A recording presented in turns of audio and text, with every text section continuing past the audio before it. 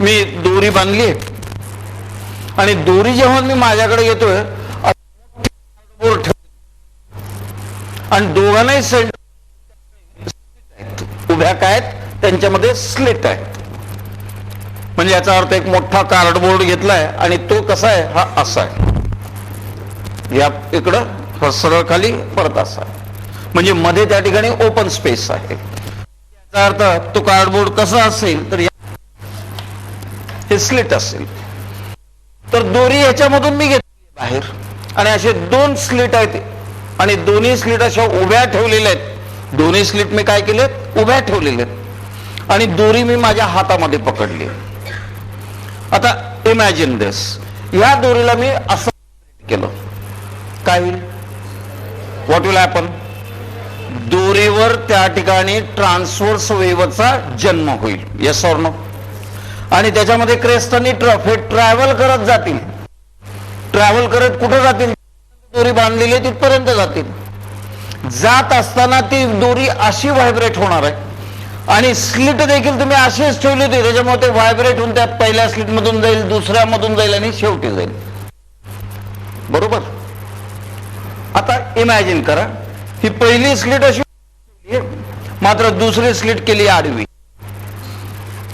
मागची स्लिट मी काय केली, आडवी केली आणि हातामध्ये मी आता दोरी पकडली आणि परत मी काय होईल, पहिल्या ह्याच्यातून दुसऱ्या ह्याच्यातून जाऊ शकेल का, नाही. म्हणजे याचा अर्थ पुढची स्लिट हे जे प्लेन ऑफ व्हायब्रेशन आहे, ह्या प्लेन ऑफ व्हायब्रेशनला परमिशन देते का, नाही देत. पहिली स्लिट काय करतं, परमिशन देतं.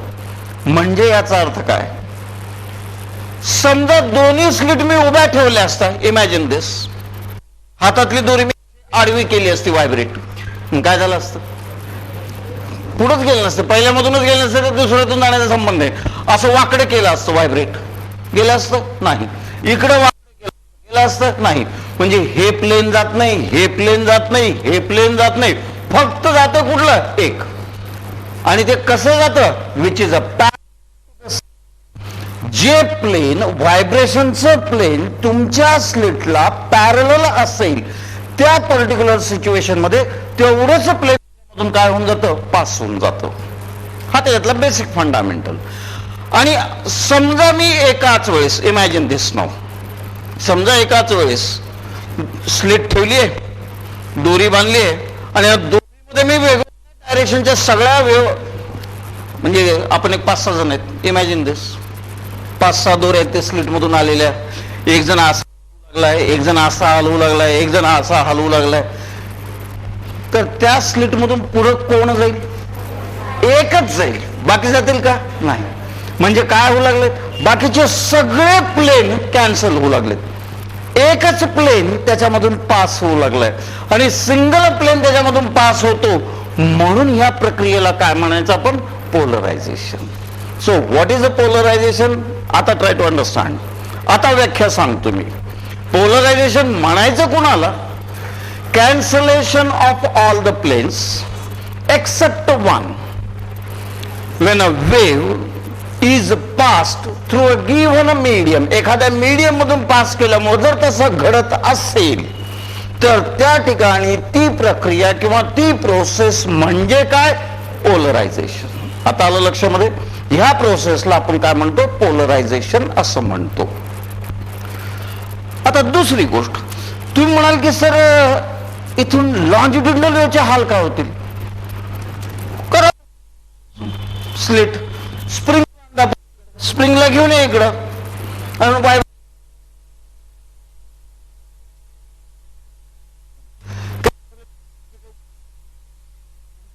म्हणजे पोलरायझेशन ही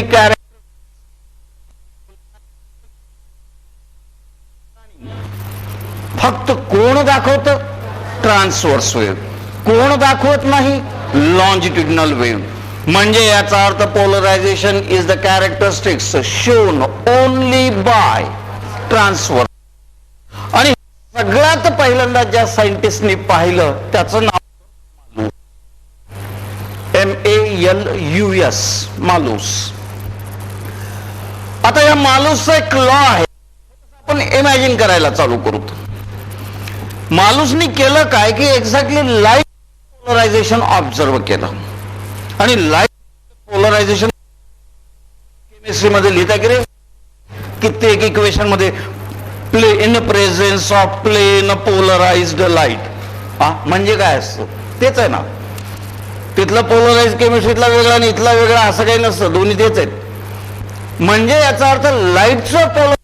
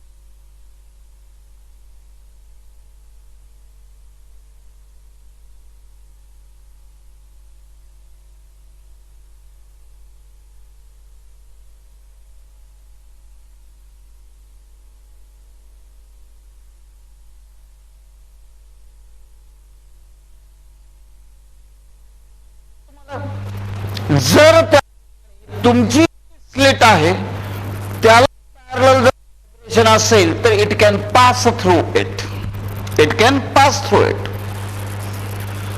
मग अशा कॅरेक्टरिस्टिक्स मालूसनं काही त्या ठिकाणी ऑब्जेक्ट्स पाहिले ज्याला त्या ठिकाणी टर्मोलाइन क्रिस्टल्स असं म्हणतात. आणि या क्रिस्टलला क्रिस्टल तुमचा हेक्सागोनल शेप मध्ये असतो. त्याच्यावर जर लाईट टाकली, अशा क्रिस्टल्सवर जर तुम्ही लाईट टाकली तर त्याच्या पॅरलल असणारीच लाईट फक्त बाहेर येते, बाकीची लाईट नाही.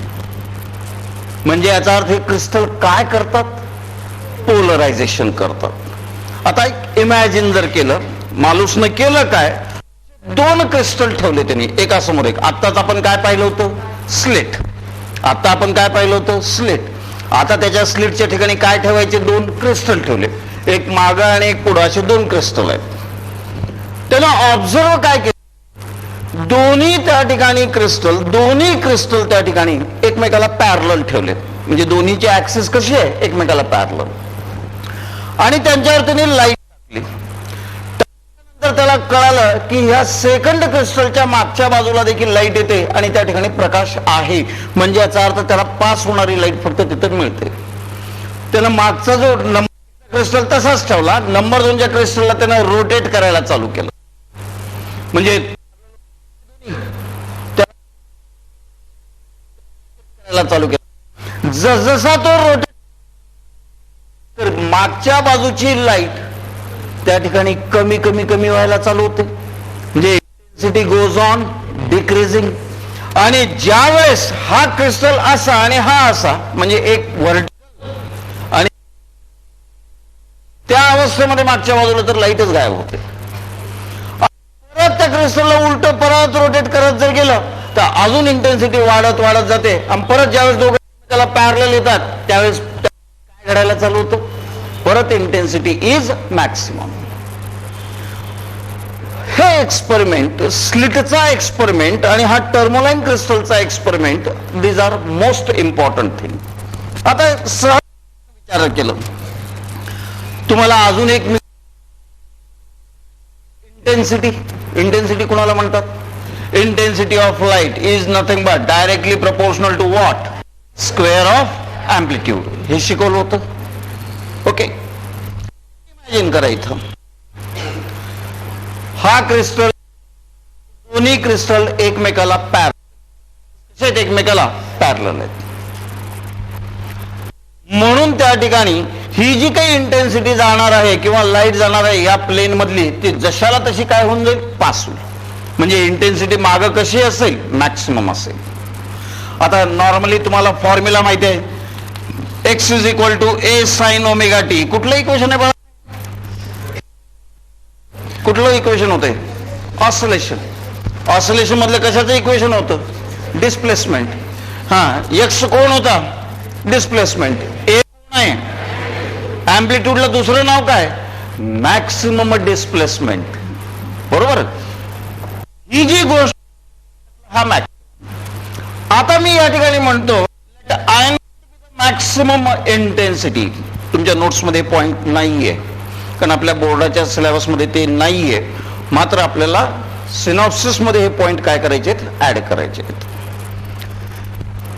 तर ज्यावेळेस दोन्ही क्रिस्टल पलीकडे येणारी इंटेन्सिटी असेल एवढीच असेल.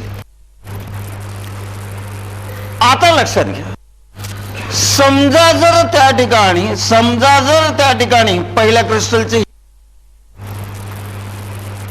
आणि दुसरा क्रिस्टल तुम्ही रोटेट केल्यामुळे त्या ठिकाणी तो असा आहे आणि ह्या दोघांमधला काही ना काहीतरी अँगल आहे, थीटा आहे. म्हणजे याचा अर्थ याचा कॉम्पोनंट जर काढायचा जर ठरला तर याचा कॉम्पोनंट मला असे काढता येतील. रिझोल्युशन ऑफ वेक्टर ऐकले? कुठं केले? खूप ठिकाणी केले आपण.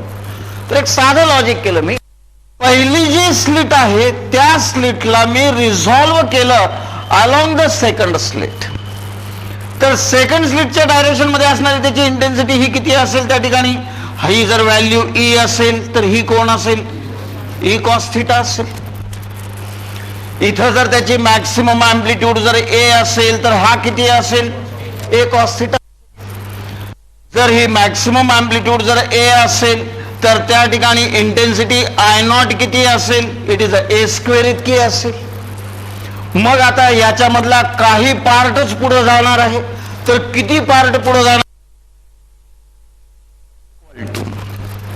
काय नियम? आय इज इक्वल अँप्लिट्यूडचा स्क्वेअर. इथं अँप्लिट्यूड ह्या कॉम्पोनंट किती आहे? इथं ए कॉस थिटा. याचा स्क्वेअर म्हणजे त्याचा अर्थ काय येईल? A square into cos square theta येईल. But A square it is I naught. म्हणून या ठिकाणी आपल्याला म्हणता येईल I is equal to I naught what? Cos square. याला त्या ठिकाणी मालूस लॉ असं देखील म्हणतात.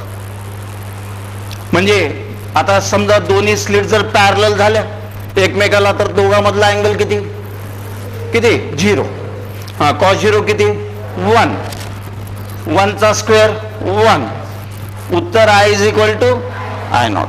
समजा एक स्लिट उभी आहे एक आडवी आहे, दोघातला अँगल किती? 90. What is cos 90? 0. 0 into anything 0. म्हणून त्यावेळेस इंटेन्सिटी किती असेल? 0. समजा जर त्या ठिकाणी पहिली स्लिट आणि दुसरी स्लिट किंवा दुसरा तुमचं क्रिस्टल एकमेकाला 45 डिग्रीज करत आहे. काय? कॉस 45. What is cos 45? 1/√2. 1/√2 चा स्क्वेअर 1/2. म्हणून इंटेन्सिटी किती असेल? Half of the original value. आता लॉजिक लक्षात. म्हणजे दोन्ही स्लिट पॅरलल असल्या इंटेन्सिटी इज मॅक्सिमम. दोन्ही स्लिट जर एकमेकाला परपेंडिक्युलर असतील तर intensity is 0. We call it as polarization of light. Meaning a polarization point.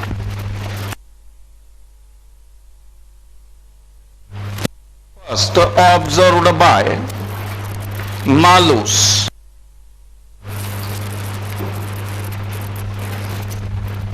Observed by Malus.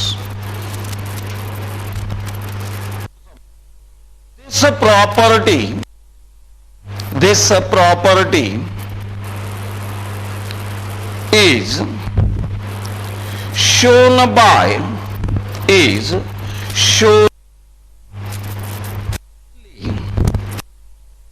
only transverse waves. Only transverse wave.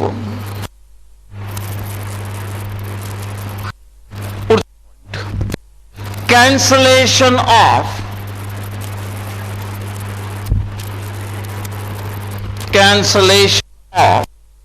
all the planes except one except one. Light passes particular medium when light passes through a particular medium is known as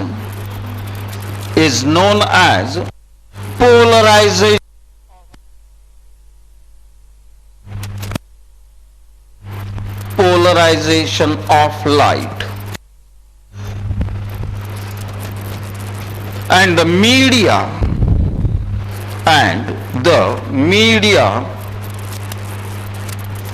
is known as polarizing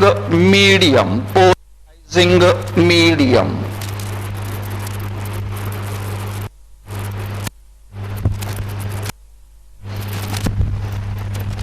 त्याच्यानंतर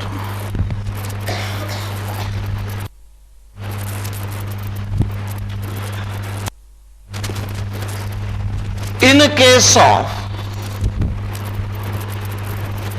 a case of light, the plane remains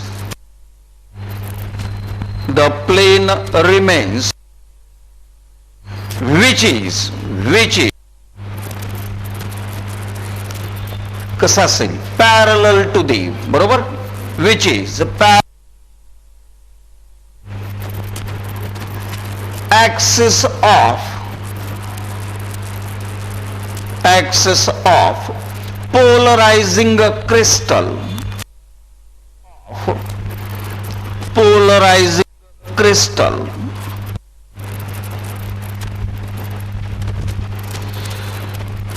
Next point, if two crystals are being kept,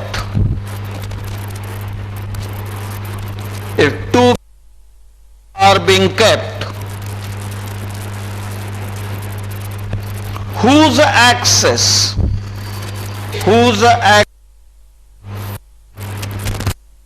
makes theta, makes an angle theta with each other,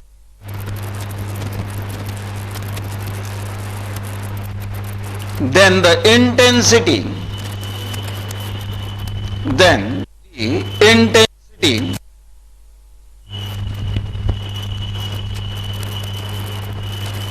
received is I is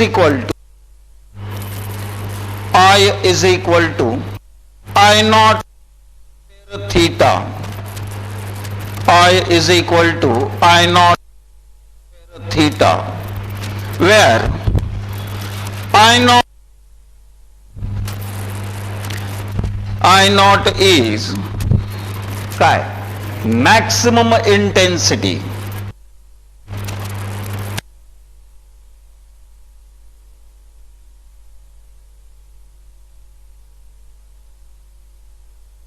मांडू तिथं, ठीक आहे. Case 1, if the two axes are parallel,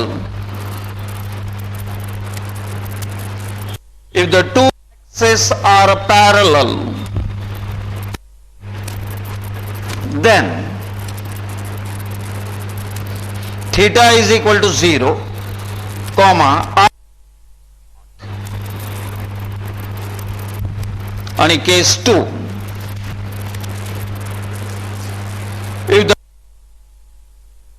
if the two axes are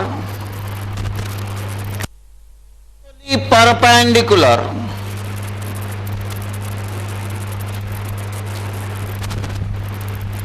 theta is equal to 90, I is equal to 0, बरोबर. लक्ष द्या आता परत. आता याच्यानंतर तुमचा मॅक्सवेलचा रोल प्ले व्हायला चालू होतो. मॅक्सवेलनी त्या ठिकाणी पहिल्यांदा शोधून काढलं की light waves are nothing but electromagnetic waves आहेत. म्हणजे याचा अर्थ लाईट मध्ये electric as well as magnetic component आहेत. आता लाईट वेव्ह जनरेट होतात करतात म्हणजे काय एक्झॅक्टली? लाईट प्रकाश बाहेर पडतो म्हणजे काय एक्झॅक्टली? तर त्या ठिकाणी कुठल्याही मटेरियल मध्ये जे काही ट्रान्झिशन होतं इलेक्ट्रॉनचं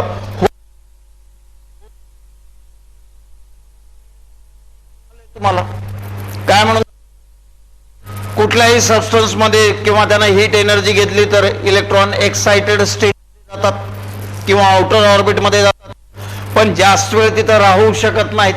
मग परत ते जंप मारतात. व्हाईल जम्पिंग काय करतात? एनर्जी बाहेर टाकतात आणि पर्टिक्युलर वेव्हलेंथची एनर्जी पहिल्या ऑर्बिट मध्ये जर जंप मारत असतील तर लेमॅन सिरीज तयार होते. दुसऱ्या ऑर्बिट मध्ये जंप मारत असतील बाल्मर सिरीज तयार होत असेल. तिसऱ्यामध्ये मारत असतील पाश्चन तयार होत असेल. चौथ्यामध्ये मारत असतील ब्रॅकेट तयार होत असेल. पाचव्यामध्ये मारत असतील पोफून सिरीज तयार होत असेल. याच्यापैकी फक्त विजिबल कोण आहे? बाल्मर. म्हणजे याचा अर्थ ज्या इलेक्ट्रॉन दुसऱ्या ऑर्बिट मध्ये जंप मारतो त्या वेळेस बाहेर पडलेली एनर्जी आपल्याला दिसणारी असते आणि त्याला म्हणतो. आता आलं लॉजिक. आता हे जंप मारत असताना जी काही एनर्जी असेल पार्टिकल मुळे घडणारी प्रक्रिया आहे. त्याच्यामुळे त्याच्याशी निगडीत इलेक्ट्रिक आणि मॅग्नेटिक कॉम्पोनंट देखील अस्तित्वात असतात. म्हणून मॅक्सवेल पहिल्यांदा काय म्हणतो?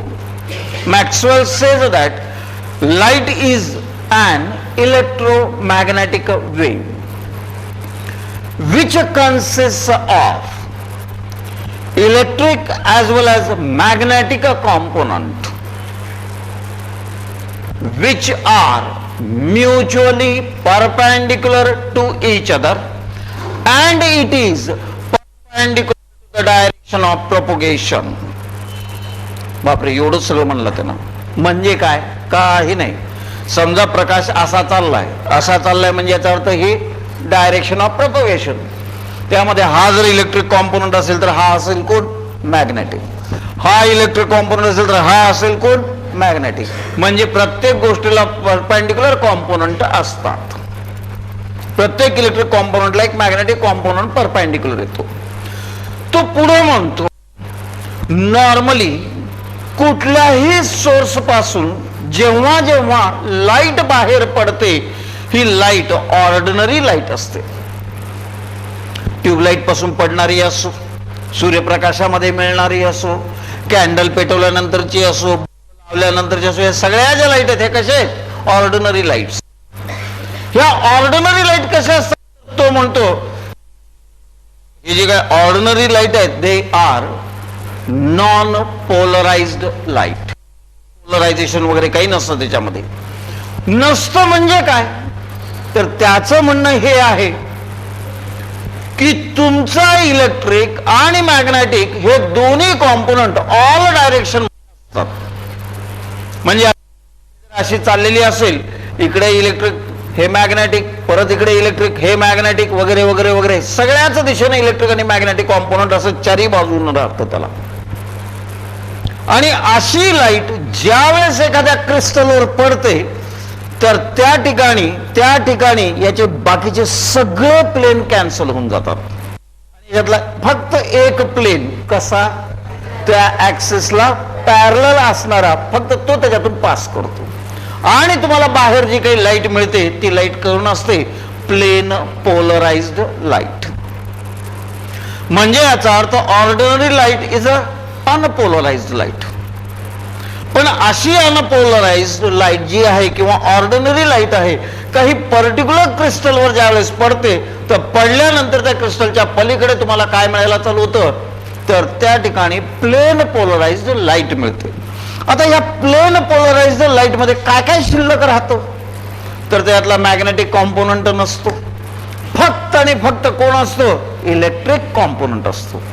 म्हणजे याचा अर्थ काय? म्हणजे याचा अर्थ आपण आता परत जाऊ मॅक्सवेलकडे. मॅक्सवेलचं म्हणणं काय की लाईटमध्ये इलेक्ट्रोमॅग्नेटिक वेव्ह आहेत, म्हणजे इलेक्ट्रिक कॉम्पोनंट पण आहे, मॅग्नेटिक कॉम्पोनंट पण आहे. ह्या इलेक्ट्रिक कॉम्पोनंटला मॅक्सवेल अजून एक नाव देतो, त्याला म्हणतो electric component is nothing but it is also known as an optic component. कुठला कॉम्पोनंट आहे? ऑप्टिक. जो प्रकाश आपल्याला दिसतो ते दिसण्यामागचं कारण काय? तो ऑप्टिक नेचर आहे त्याचं. आणि ऑप्टिक कुणामुळे आहे? इलेक्ट्रिक कॉम्पोनंटमुळे. म्हणजे या इलेक्ट्रिक कॉम्पोनंटमुळे ती लाईट आपल्याला काय होते? त्या ठिकाणी दिसते. मग आता याचा अर्थ काय? तुमच्या ऑर्डिनरी लाईटमध्ये इलेक्ट्रिक कॉम्पोनंट किंवा ऑप्टिक कॉम्पोनंट हा सर्व दिशेनं असतो. सर्व दिशेनं असणे यालाच काय म्हणता येईल? Random direction. परंतु जेव्हा जेव्हा अशी लाईट एखाद्या क्रिस्टलवर पडते, पोलराइज करणाऱ्या क्रिस्टलवर पडते, त्यावेळेस काय घडतं? तुमचा इलेक्ट्रिक कॉम्पोनंट तो जो तुमच्या ऍक्सिसला पॅरलल आहे तेवढाच त्याच्यामधून काय होऊ शकतो? पास होऊ शकतो. आणि तो जो पास होतो त्या पास झाल्यामुळं बाकीचं कोणीच पास होऊ शकत नाही, म्हणून एकाच प्लेन मधली लाईट तुम्हाला मिळते. आणि सिंगल इलेक्ट्रिक कॉम्पोनंट किंवा ऑप्टिक कॉम्पोनंट मिळतं, किंवा त्यालाच we call it as what? Plane polarised light. मग आता मे बी पॉसिबल, म्हणजे नॉर्मल लाईट जर दाखवायची जर ठरवली तर नॉर्मल लाईट अशी असेल. हे सगळे इलेक्ट्रिक कॉम्पोनंट आहेत. कसे आहेत ते? ऑल डायरेक्शन मध्ये आहेत. म्हणून ही कशी लाईट? Ordinary light. पण जर ही लाईट पुढे गेली आणि काहीतरी या ठिकाणी आपण तो क्रिस्टल ठेवला तर क्रिस्टल मधून बाहेर निघत असताना त्या ठिकाणी असेल काय? तर त्याच्यामध्ये असंच असेल. म्हणजे याचा अर्थ याच्यामध्ये किती कॉम्पोनंट आहेत? फक्त एकच कॉम्पोनंट आहे. आणि तो कसा आहे? असा आहे. Plane of the paper. किंवा नुसता कॉम्पोनंट बाहेर आला, समजा या क्रिस्टलला उभ्याच्या ऐवजी जर आडवं ठेवलं असतं तर पलीकडे कुठला आला असता? आडवा कॉम्पोनंट आला असता. म्हणून त्या ठिकाणी प्लेन पोलराइज लाईट केव्हा मिळते? पहिला पॉइंट. मॅक्सवेल काय म्हणतो? लाईट कोण आहे? Electromagnetic wave. म्हणजे काय? लाईट मध्ये इलेक्ट्रिक कॉम्पोनंट आहे ऍज वेल ॲज मॅग्नेटिक कॉम्पोनंट आहे. हे दोन्ही कॉम्पोनंट एकमेकाला परपेंडिक्युलर आहेत आणि ते दोघंही परपेंडिक्युलर आहेत. कुणाला? Direction of propagation. वेव्ह प्रोपोगेशनच्या डायरेक्शनला परपेंडिक्युलर आहेत. इलेक्ट्रिक कॉम्पोनंटचं दुसरं नाव काय? ऑप्टिक कॉम्पोनंट, ज्याच्यामुळे आपल्याला दिसते. ऑर्डिनरी लाईट मध्ये हा इलेक्ट्रिक कॉम्पोनंट कसा असतो? रॅन्डम डायरेक्शन मध्ये. रॅन्डम म्हणजे पाहिजे त्या दिशेनं असतो. मात्र ज्यावेळेस अशी लाईट पडते एखाद्या क्रिस्टलवर काय घडतो? त्याच्यामधून फक्त आणि फक्त तो कॉम्पोनंट जो त्या ऍक्सिसला पॅरलल आहे तोच त्याच्यातून पास होऊ शकतो, बाकी होऊ शकत नाहीत. आणि आपल्याला बाहेर मिळते काय? मिळते त्या ठिकाणी? Plane polarised light. आता आलं लक्षात? काही अवघड? चला आता ह्याचे पॉइंट घ्या लिहून. याचे पॉइंट घ्या. Next point. According to Maxwell,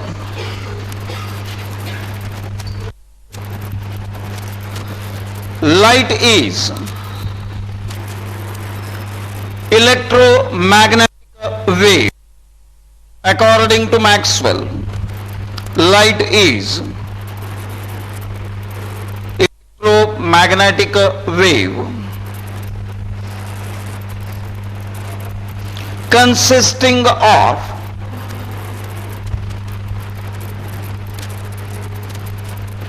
electric and magnetic component consisting of electric and magnetic component mutually perpendicular to each other, mutually perpendicular to each other and perpendicular to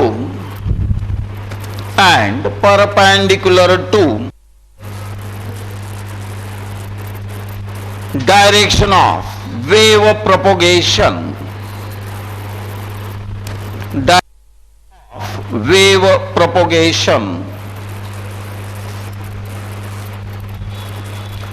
पुढचा point,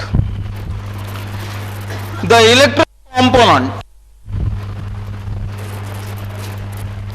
is also known as, the electric component is also known as कोण?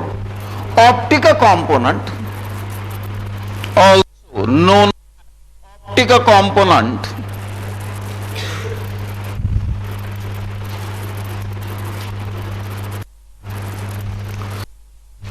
in ordinary light. In ordinary light, this component is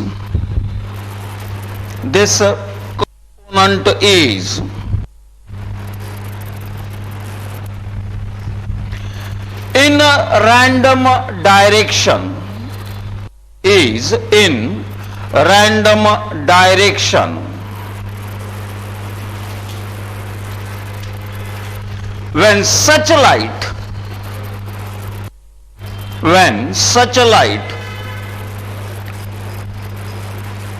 falls on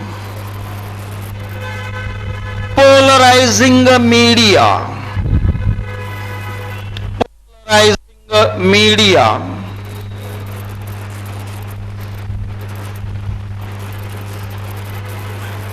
the only electric component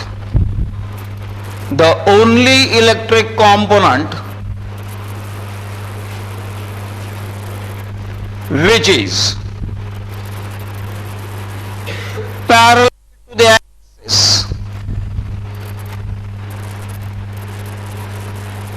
parallel to the axis can pass and we get काय मिळतं आपल्याला? Plain polarised light. Okay, आता लक्ष द्या. हे polarisation शिकायचं म्हणजे काय शिकायचं तुम्हाला? पहिल्यांदा आपण शिकलो पोलरायझेशन म्हणजे काय, कुठं होतं, लाईट मध्ये होतं का? होतं, म्हणून त्याचं नेचर कसं? Transverse nature. मग त्याचा पुढचा शोध काय? हे कोण आहेत? इलेक्ट्रोमॅग्नेटिक वेव्हज आहेत. मग या ठिकाणी electromagnetic wave, electric component, optic component त्याच्याबद्दल पाहिलं. आता याच्यानंतर या टॉपिक मध्ये शिकायचं काय? तर पोलरायझेशन कसं करतात, कसं मिळवतात. तर पोलरायझेशन 3 पद्धतीनं मिळवता येतं, बाय 3 डिफरंट मेथड्स. पहिली मेथड आहे सायमल्टेनियस रिफ्लेक्शन अँड रिफ्रॅक्शन, ही एक मेथड आहे. दुसरी मेथड आहे टोटल इंटरनल रिफ्लेक्शनचा वापर करून. आणि तिसरी मेथड आहे त्या ठिकाणी ज्याला डायकॉरिझम असं म्हणतात. आता या 3 मेथड पैकी पूर्वी मध्ये 3 मेथड होत्या आपल्याकडे, पण हळूच मधली मेथड गायब करून टाकली तिने सिलेबस मधून. मग ते आपल्याही सिलेबस मध्ये नाही, एनसीईआरटी ते नाही, म्हणून मी गायब करून टाकतो त्याला. मात्र ह्या 2 मेथड तुम्हाला आहेत, म्हणून आपल्याला काय शिकावं लागणार आहे?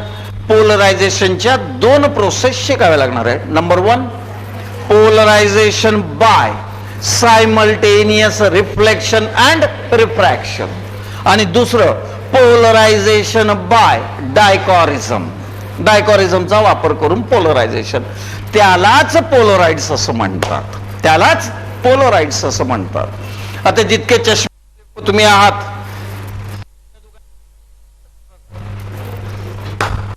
अरे विंडो शॉपिंग करले नाही का उस वक्त? विंडो शॉपिंग म्हणजे आत तर जायचं, सगळं बघायचं, काहीच विकत नाही घ्यायचं. पसंत जरी पडलेलं असेल कधीच सांगायचं पसंत पडलंय म्हणून. तर ह्या वेळेस जेव्हा कुठल्या चष्म्याच्या दुकानात जाताल तर हळूच विचारायचं पोलराइडचा गॉगल आहे का म्हणून. कसला? पोलराइडचा गॉगल आहे का? तो देईल तुम्हाला, पण तो पोलराइडचा आहे का, कसा आहे हे ओळखता नाही येणार तुम्हाला.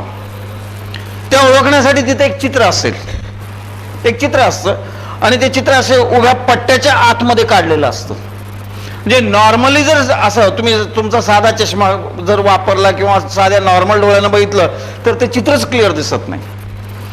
पण जसा तुम्ही गॉगल डोळ्यावर चढवता खाटकून चित्र एकदम क्लिअर होऊन जातं. कारण तो फक्त एकाच प्लेन मधली लाईट आतमध्ये घेतो, बाकीच्या प्लेनची यूज देत नाही आणि त्याच प्रतलामध्ये ते चित्र त्याचं तयार झालेलं असतं. समजा आता डे टाइम मध्ये आता मोटरसायकली वगैरे उभारलेल्या असतात, सूर्याचा प्रकाश त्याच्यावर चमकत असतो. समजा ते चमकून जर माझ्या डोळ्यावर येत असेल तर आपण असं करतो त्याला का, तो ग्लेज आपण त्याला म्हणतो. ते चमक आपल्या डोळ्याला किंवा ती आपल्या डोळ्याला सहन होत नाही. अशा वेळेस सहज घ्यायचा पोलोराईडचा गॉगल घालायचा आणि त्याच्याकडे बघत बसायचं, काही नाही, एकदम सगळं त्याचा ग्लेजच गायब होतो आणि सरळ सरळ त्या ठिकाणी साधं तुम्हाला त्या ठिकाणी सोर्स दिसायला चालू होतं. म्हणजे काही पोलोराइड्स तर असे आहेत की गॉगल्स जे घातल्यानंतर सहज डोळ्यावर चढून आपल्या सूर्य, म्हणजे याचा अर्थ ते इंटेन्सिटी त्या प्रमाणात कमी करतात आणि एकाच प्रतलाची एनर्जी तुमच्या डोळ्यापर्यंत पोहोचवतात, म्हणून त्याचं पिक्चर एकदम क्लिअर होऊन जातो. माझ्याकडे आहे गॉगल, तो मी मुद्दाम विकत घेतलेला आहे, पण रात्री तर काही दाखवता येणार नाही. डे टाइमला ज्यावेळेस असल्यामुळे त्या ठिकाणी प्रॉब्लेम असा आहे, सूर्याची नाही दिसना गेलाय तर ग्लेज कुठून तयार होईल. तर जेव्हा केव्हा ग्लेज तयार व्हायची परिस्थिती येईल त्यावेळेस मी दाखवेन. म्हणून आज शेवटचा पार्ट आपण लिहून टाकूत. पोलरायझेशन नोट्स मध्ये घ्या. Polarisation can be obtained by polarisation can be obtained by comma टाका खाली नंबर 1, कॉमा टाका खाली number 1, simultaneous reflection and refraction. Simultaneous reflection and refraction. Number 2,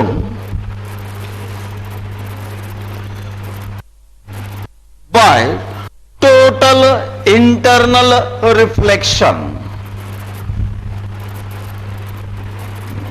Total internal reflection त्याला स्टार मारा, हे आपल्या सिलेबस मध्ये नाहीये. आणि नंबर 3, बाय डायकॉरिझम, DICHO डायकॉरिझम, RISM. ठीक आहे. तर उद्या लेक्चर मध्ये आपल्याकडे 2 आहेत, ते दोन्हीच्या दोन्ही उद्या आपण संपवून टाकू, म्हणजे उद्या पोलरायझेशन संपेल आपलं.